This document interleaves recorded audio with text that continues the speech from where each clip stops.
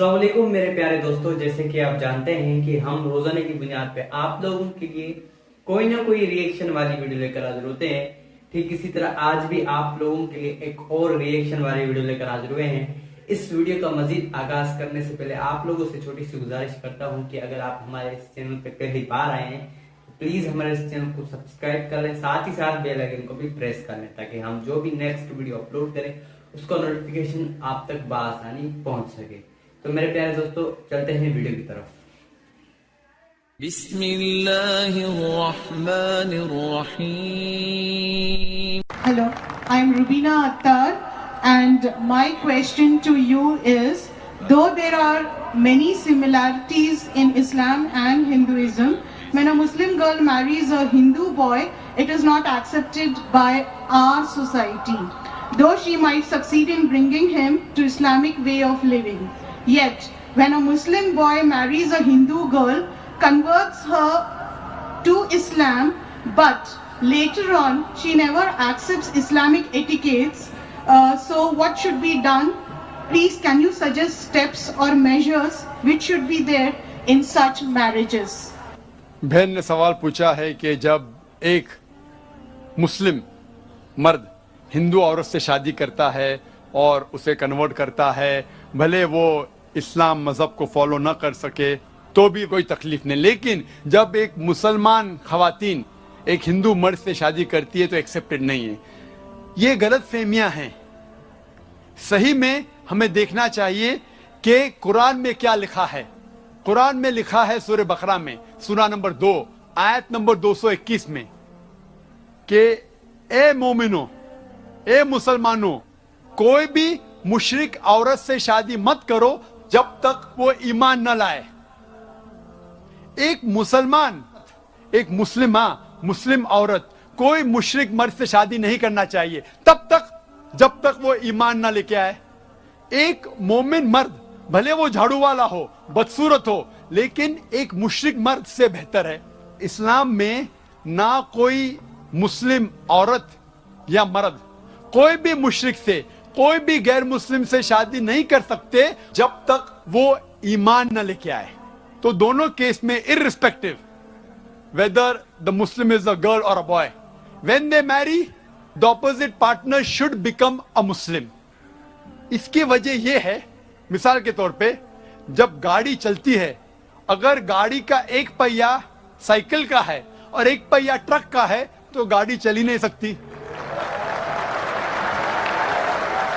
اسی لیے ہم مسلمان مانتے ہیں کہ ہمارے آخرت کے لیے ہمیں اللہ پہ ایمان لانا چاہیے اور شرک نہیں کرنا چاہیے، اور جو ہدایت اس قرآن میں دی گئی ہے اس کے اوپر عمل کرنا چاہیے۔ اگر میرا لائف پارٹنر، اگر میری اردھانگنی بولتے بیٹر ہاف کو، بیٹر ہاف، اگر میرا بیٹر ہاف جہنم میں جائے گا تو کیسا شوہر ہوں میں؟ If I love my wife, I would like my wife to go to Jannah. ہم جب کہتے ہندی میں اردھانگنی، بیٹر ہاف ان انگلش، پتنی، بیوی، ہم یہ چاہیں گے کہ جس سے ہم پیار کرتے ہیں وہ بھی جنت میں جائے۔ تو اسی لیے ہمیں پہلے یہ دیکھنا چاہیے کہ جس سے ہم شادی کرتے، چاہے وہ لڑکی یا لڑکا ہو، مرد یا عورت ہو، پہلے ہمیں یہ جاننا چاہیے کہ اس کے اصول اس دنیا میں جینے کے اس آخری کتاب قرآن مجید کے مطابق ہے، پھر ہی ہم اس سے شادی کر سکتے اور ہم آخرت میں سفلتا پا سکتے۔ Hope that answers the question.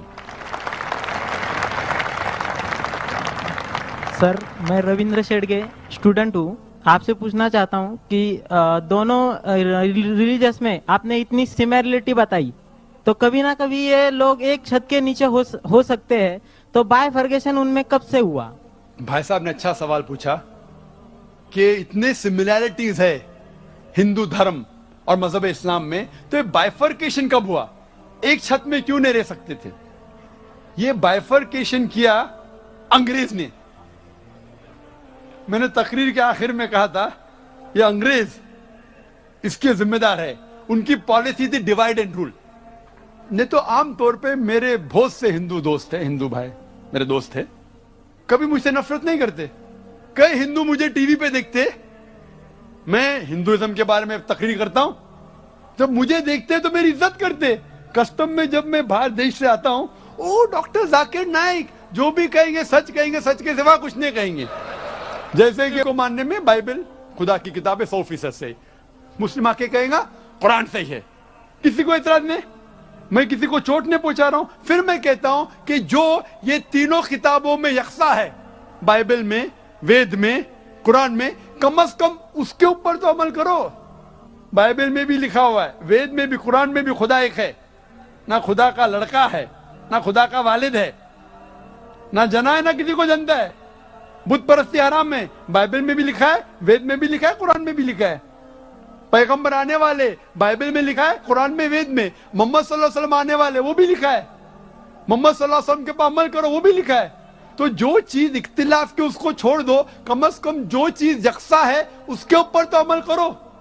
तो मैं झूठ मूठ का ये नहीं बोल रहा हूं कि सारे धर्म एक है, मैं तकाबल मज़ाहिब का दोस्तों आज की थी हमारी रिएक्शन वीडियो। उम्मीद करता हूँ आपको ये रिएक्शन वीडियो पसंद आई होगी। अगर मजीद ऐसी आप रिएक्शन वाली वीडियोस देखना चाहते हैं तो हमारे इस चैनल को सब्सक्राइब कर लें, साथ ही साथ बेल आइकन को भी प्रेस कर लें, ताकि हम जो भी नेक्स्ट वीडियो अपलोड करें उसका नोटिफिकेशन बआसानी आप तक पहुंचता रहे।